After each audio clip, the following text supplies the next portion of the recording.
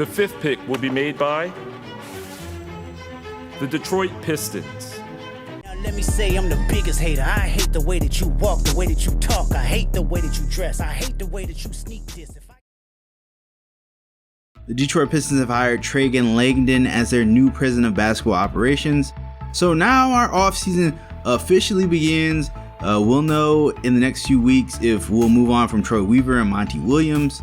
As of right now, we're going to talk about the domino dropping at the end of next month, which is the NBA draft that is coming soon.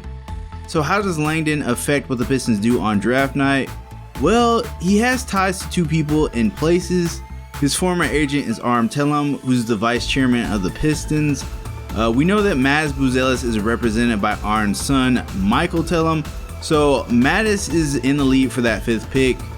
According to Jonathan Gavoni, he's ESPN's lead draft analyst. He said Buzelis actually didn't have a pro day. So what I'm thinking is his camp is confident that he's going to be taken in the top 10. Now on the flip side, Langdon also went to Duke. So that means the Blue Devil star Kyle Filipowski now has a path to that fifth pick. As I said in previous videos, I think he fits perfectly with what the Pistons have in place. His ability to space the floor, along with his handles and passing, is why I still have him at the top of this draft. As for everyone else, there isn't much noise, but I do want to give updates on some of these players.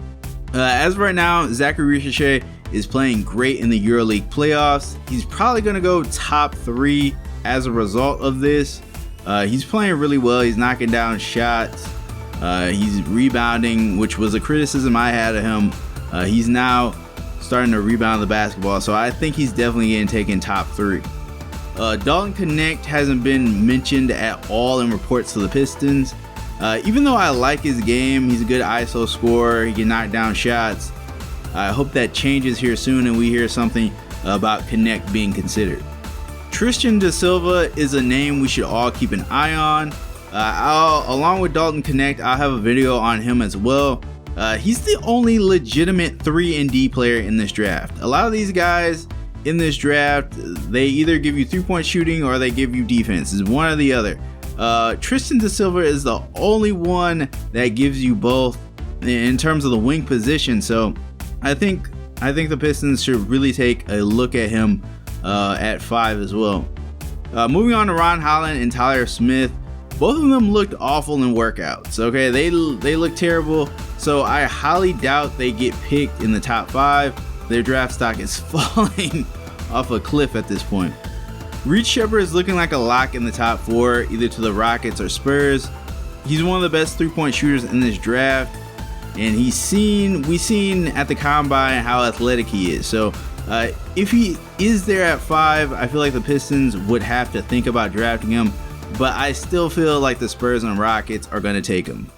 Stephon Castle is reportedly refusing to work out with any team that has a starting point guard. So we already got Cade Cunningham. So I feel like Castle is probably going to reject our workout request. Which is kind of crazy. Like Stephon Castle, he's alright. I feel like he could, if he reaches his full potential, he could be like the new Jimmy Butler. But him wanting to be point guard that bad, it's clear as day he wants to be drafted by the San Antonio Spurs. And that's the same thing with Rob Dillingham. He also only wants to get drafted by the Spurs. Both are trying to be the new point guard next to Wembanyama. Speaking of point guards, Nikola Topic is injured his knee for the second time. He was overseas in the playoffs just like Zachary Ricochet. Both of these injuries to his knee looked pretty bad and cost him a lot of time. Topic is by far the best passer in the draft. There's no one even close to him. He's got eyes in the back of his head. But there are just too many red flags. His shooting is bad. He's got injury concerns. And we don't even know if he's actually 6'6" since he wasn't at the combine. Jacoby Walter and Cody Williams are known as the cardio bros to me. These guys can occasionally score the basketball. Outside of that though, they do nothing. They just run around. I actually started videos on both of these guys, but I got so annoyed watching them just run around. Like I watched about 6 games of these guys, and they do nothing for so much of the game. It was impressive. And it speaks to how weak this draft is, that these guys are being considered as top picks. In the previous 2 drafts, they would probably be like late first round and then borderline second. Final prospect I wanted to talk about was Donovan Clingan. No one knows where he will be taken. He's the biggest mystery in this draft. He's an elite shot blocker who knows how to win, but I just can't see the Pistons taking him. I don't think he's that big of an upgrade over Jalen Duren, except for the fact that he's taller than Duren, 6'10 versus 7'2. Last note on the 5th pick is it's possible we trade it.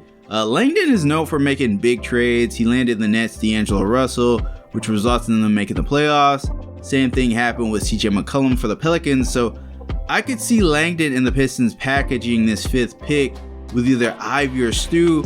I would say Asar and Duren aren't safe either, especially with Troy's future with the team up in the air. And that wraps up this video. Hopefully we get an intro press conference sometime this week for Langdon.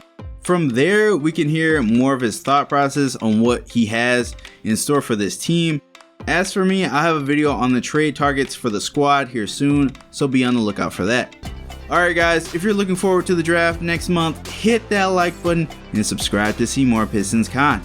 That's it for me. Thanks for watching, and I'll catch you all in the next one.